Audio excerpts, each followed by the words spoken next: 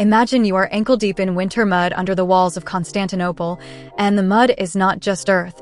It is fish scales, ash, and the melted fat of 100 cooking fires that never quite warm anyone. You feel the cold bite through leather boots that are already soft from brine. You see the sea beyond the harbor like a sheet of hammered iron, dark and flat, pretending to be calm. But the calm feels rehearsed, like the pause before a door breaks. You smell smoke trapped between stone buildings, salt carried on a wind that tastes like rust. Somewhere above, on the ramparts, a watch horn moans. It does not sound brave. It sounds tired. Therefore your hands grip your spear shaft harder, because the city's breath comes out in white clouds, and every cloud looks like a soul leaving. You stand among other dockside militiamen, men with rope-burned hands and cracked nails, not polished soldiers. You see their eyes keep drifting to the horizon as if the horizon is a knife edge. A gull screams and lands on a piling to tear at something dead. Nobody laughs. Nobody throws a stone.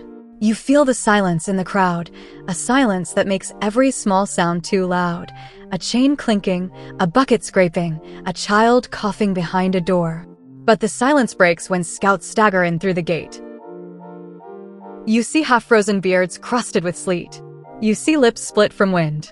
Their boots leave wet prints on stone, and each print looks like a warning stamped into the city itself. One scout tries to speak, but the words stick in his throat as if fear is a physical thing. Another blurts it out, sails on the horizon. An army on land. A fleet in the sea. You hear the words tumble over each other like stones rolling downhill. But the numbers don't match. One man swears it is 100 ships. Another says it is closer to 1,000. Therefore nobody knows which lie kills first. The lie that makes you relax, or the lie that makes you panic. You feel the argument ripple through the dock crowd, voices rising, hands gesturing, palms opening as if they can measure distance in the air. You smell sweat start to cut through the cold, because fear sweats even in winter. The new year creeps in with brittle air. You see evergreen sprigs tied above doorways, little stubborn green fists against the gray. You see lamps lit in windows, flames trembling like they already regret being born. Tradition moves through the streets like a weak shield held up anyway. But no charm can stop a fleet. Therefore you watch a candle in a shrine gutter down toward its base, and you think in the only language a siege teaches. When the wax hits the bottom, either there is still a city, or there is not. An officer pushes through the dock crowd. His cloak smells of horse and damp wool, and his expression is the same hard stone as the walls. He points, 2 fingers, not a full hand, as if even gestures must be rationed. Shipyard gate, he snaps. You move, because not moving feels like inviting punishment. He leans close enough that you smell wine on his breath, sharp like vinegar. You are assigned to the Dramans, he says. And you don't repeat what you see. The way he says it does not sound like a command. It sounds like a verdict waiting for a mistake. You push through the shipyard gate, and the world changes. Outside, the city is stone and wind. Inside, it is timber, tar, and heat. You see holes propped on beams like sleeping beasts. You smell fresh-cut wood bleeding sap. You hear mallets ring, saws rasp, men shouting over each other as if noise can keep dread away. But the noise falters when a foreman spots the officer's seal and waves you toward a side passage. Therefore you follow, because in a besieged city, every hallway feels like a throat, and every order feels like swallowing something you cannot spit out. The passage slopes downward. The air grows warmer and heavier. You feel it coat your skin, damp and oily. You see torchlight reflected on walls that sweat. The deeper you go, the more the shipyard smells give way to another stink, pitch, resin, something sharp like bruised onions, something that makes your nose sting. But you keep walking because stopping here feels like standing in front of a closed door during a fire. Therefore you descend until the corridor opens into a workshop that feels like a furnace built inside a secret. You see bronze parts laid out on benches, their surfaces dulled to hide their shine. You see links of pipe, flanges, rivets, fittings that look like the bones of a strange animal. Some pieces sit under tarps weighted with stones. Barrels stand in the corners sealed so tight they resemble coffins. But nobody jokes about coffins here. Therefore the silence is thicker than the smoke, because everyone in this room knows the difference between a craft and a sin. An engineer stands near a pump assembly. His hood stays up though the room is hot, as if anonymity is another layer of armor. His hands are stained with resin and blackened at the nails, and the stains do not wash off because the work itself seems to mark him. You see him test a handle. He pushes, and the mechanism kicks back like a mule. The sound is wet metal against metal, a cough of pressure. But the engineer does not flinch. Therefore, the fear in your chest feels childish, because this man's calm looks like the calm of someone who lives beside danger and calls it normal. He jerks his chin toward you. You step closer. He makes you lift a siphon assembly. You expect it to be lighter, like a common hose or tube. But it is heavier than your arms want to admit, bronze cold enough to bite through your gloves even in this heat. You feel its weight drag on your shoulders. You see the mouth of it shaped like a beast's snout, a nozzle designed to spit something that is not water. But nobody says the name of what it spits. Therefore your tongue stays still, because even thoughts feel watched down here. A handler cracks open a small lid on one barrel just enough to slide in a ladle. The smell that escapes is wrong, oily, sharp, sour, like a lamp spill mixed with rot. You feel your stomach tighten as if your body knows before your mind does. But the lid closes fast, and the handler wipes the rim with cloth like wiping away a sin. Therefore you understand the first rule without being told. Whatever this mixture is, it is not allowed to breathe. Logistics becomes the enemy. You see men move the sealed containers like carrying infants that might scream fire. You see them step slow, careful, boots placed like a ritual. A single drip on wood is a prayer for disaster. But the shipyard is built of wood. Therefore your eyes start hunting for stains, for wet shine, for any dark trail that means the city's own secret turns against it. You smell pitch everywhere, on ropes, on seams, on the hands of sailors, therefore every whiff becomes suspicious, because you cannot tell what is ordinary tar and what is the death that sticks. Above, the siege engines on land groan like animals. The sound travels through stone and timber and into your teeth. You feel it vibrate in your jaw, a low moan that rises and falls. But the sea has its own rhythm. Therefore you listen for oars, the clap of wood against water, steady and patient, like a giant heart beating outside your walls. You don't know which front breaks first. You don't know if the land gate buckles before the harbor chain snaps. You don't know if hunger takes the city faster than steel. The not knowing is its own weapon. Wind becomes a traitor that must be negotiated with. You find yourself on a drahman's deck, standing beside stacked shields and coils of rope that smell of salt and old sweat. You see a strip of cloth tied to a line near the prow. You watch it flutter and twist. It looks harmless, like laundry. But it is the difference between victory and a funeral pyre. Therefore your eyes stay locked on it. You feel the deck sway under your boots. The hull creaks like an old man's bones. The city behind you looms with domes and walls, but out here the sea feels like a throat and your ship feels like a swallowed seed. Rumors breed in the fog. You hear a whisper that an enemy spy hides in the market, dressed as a pilgrim, counting steps, noting guard shifts. But another whisper says a sailor takes a bribe, a little bag of silver, therefore the harbor chain's keys might suddenly disappear. You see foreigners in fine cloaks speaking too politely, asking too many questions about ship fittings, about fuel stores, about special preparations. But nobody answers directly. Therefore conversations turn into half-sentences, and half-sentences turn into suspicion. You start watching hands.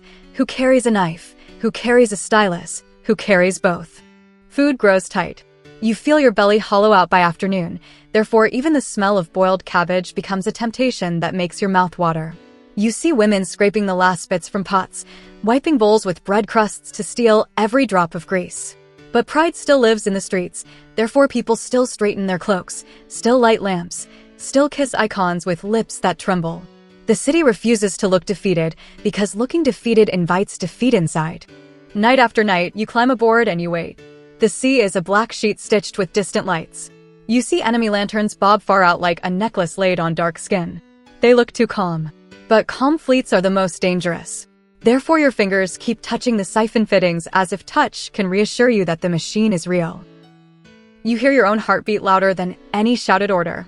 You taste iron on your tongue because fear makes you bite the inside of your cheek without noticing. A winter night in AD 718 arrives with a cold so clean it feels sharp. The air seems to crack when you breathe. You stand on the prow of a drahman as the ship slides out into the blackness, oars dipping with muffled splashes. You see the city's walls behind you, a darker line against a darker sky. But ahead, enemy lanterns multiply. Therefore the necklace tightens, bead by bead, light by light, until it feels like someone loops it around your throat and pulls. The captain crouches near the mast. His voice stays low, almost tender, as if shouting might wake death. You cannot catch every word because the sea swallows sound, but you feel the command travel through the crew like a shiver. The engineer, hood still up, nods once. It is an executioner's nod. He checks seals with fingers that move with practiced certainty. But certainty is not safety. Therefore, your hands tighten around the pump handle until knuckles ache, because if the mechanism fails, the failure burns. The engineer opens a valve a hair. Pressure hisses. The sound is thin at first, like a snake warning. You see the bronze mouth of the siphon sweat with condensation, therefore it looks alive, breathing. You smell the mixture even through sealed fittings, pitchy, oily, with a sulfur sting that crawls up your nose. But the smell does not fully reveal itself, like a monster staying behind a curtain. Therefore your imagination supplies the rest, and that is worse. The first enemy ship draws close enough that its shape becomes real, not rumor. You see the curve of its hull, the wet sheen on planks, the dark figures huddled along the rail. You smell their smoke, their wet wool, their human smell carried across water. Grappling hooks clink against wood, metal kissing timber with a sound that makes your spine stiffen. You see hands reaching, real hands, not history. But the distance is still too close for comfort and too far for certainty. Therefore time stretches. A gust hits. The cloth streamer snaps sideways. Wrong direction. You feel your stomach drop as if the deck falls away. The engineer freezes mid-motion. The captain's face turns rigid. Because if the siphon breathes now, the flame curls back, licks your own rigging, climbs your mast, turns your ship into a torch under a winter sky. But the enemy ship keeps creeping in, because their oars do not care about your wind. Therefore the choice becomes poison either way, burn them and risk burning yourself, or wait and risk being boarded. You hear arrows hiss, some splashing, some thudding into wood. You feel one strike the rail near your elbow, a vibration like a snapped string. A man behind you curses. But nobody breaks formation. Therefore fear stays inside bones where it can rattle without being seen. The captain watches the streamer as if staring can force it to obey. Another gust comes, small, uncertain, like a hesitant ally. The streamer swings. Right direction. You feel a collective inhale you do not realize you share until it happens. But the window is narrow. Therefore the engineer slams the lever as if punishing the machine for daring to hesitate. You feel the pump kick through your arms. It is not a smooth motion, it is a violent shove, like wrestling an animal that wants free. A roar erupts from the siphon mouth, thick, bright, alive. You see flame jet out in a stream that looks almost solid, therefore it appears like molten cloth thrown across the dark. The heat hits your face instantly, drying eyelashes, tightening skin. But the wind holds. Therefore the fire flies outward, not back, and the night itself seems to recoil.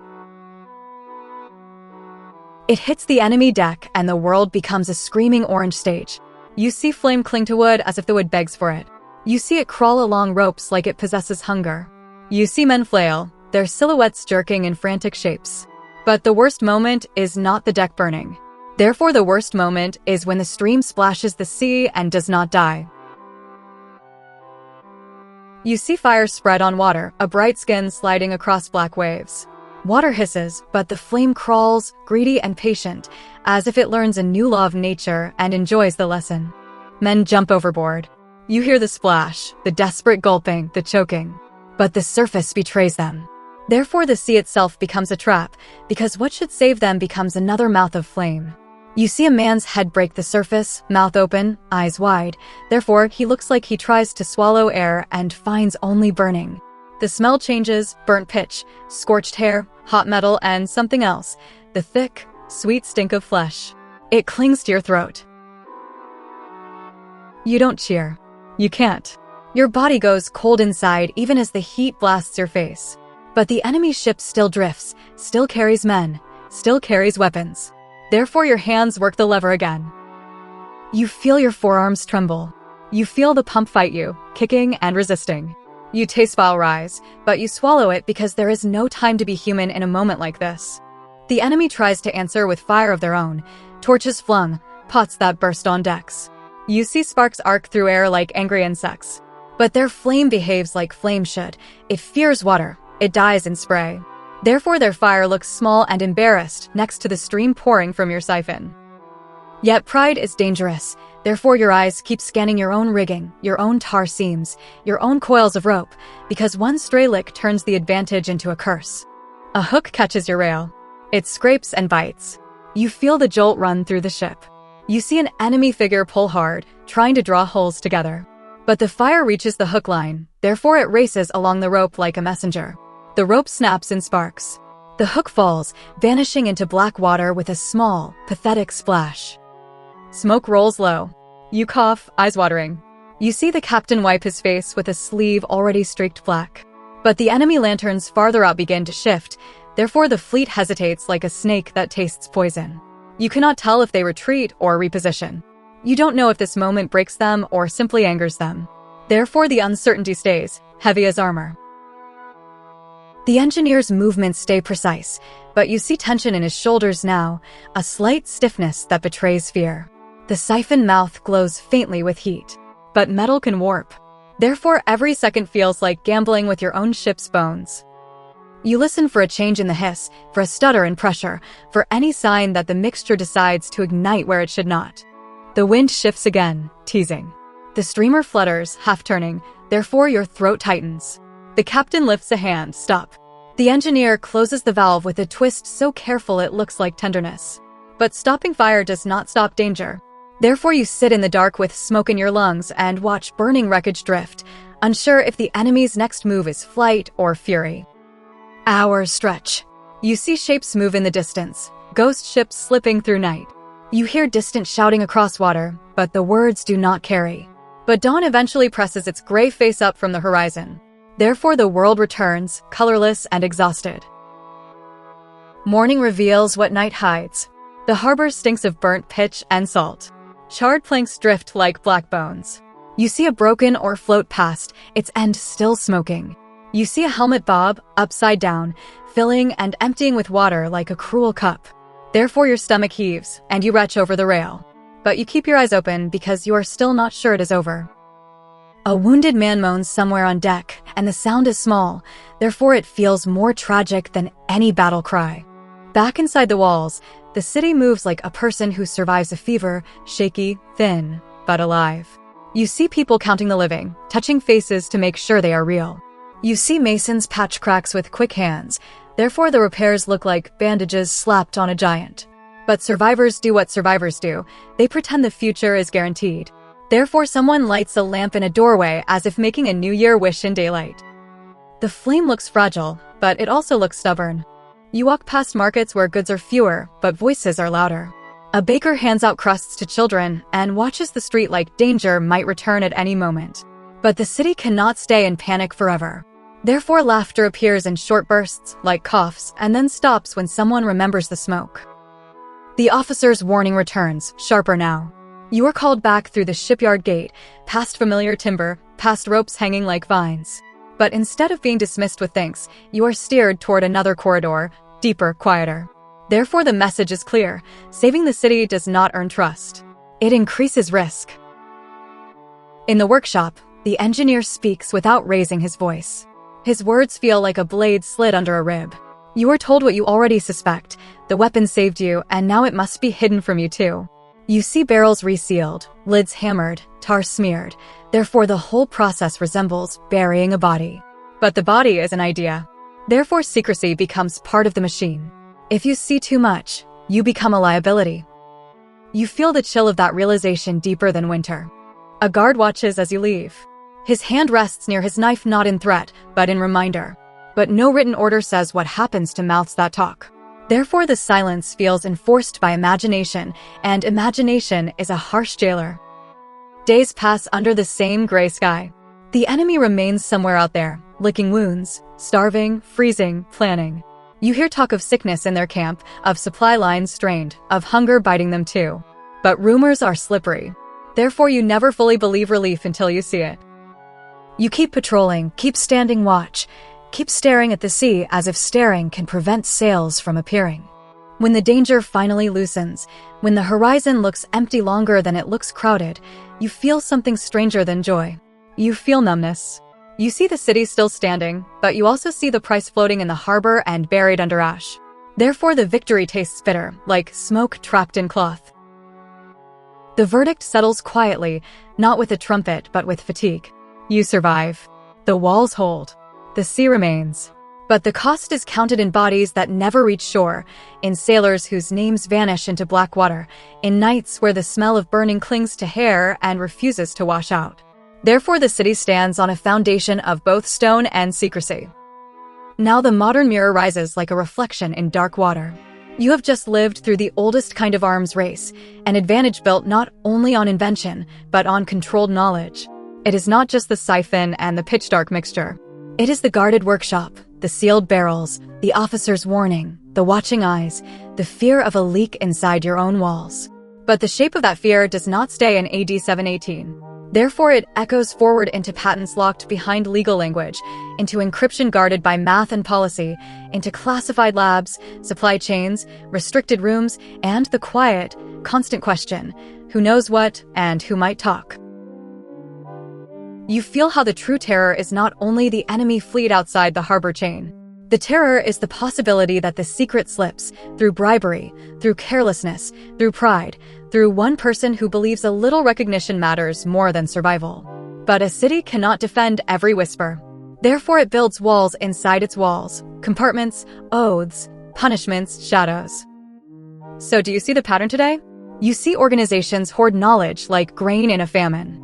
You see people demanded to need to know. Therefore, trust becomes a currency rationed by fear.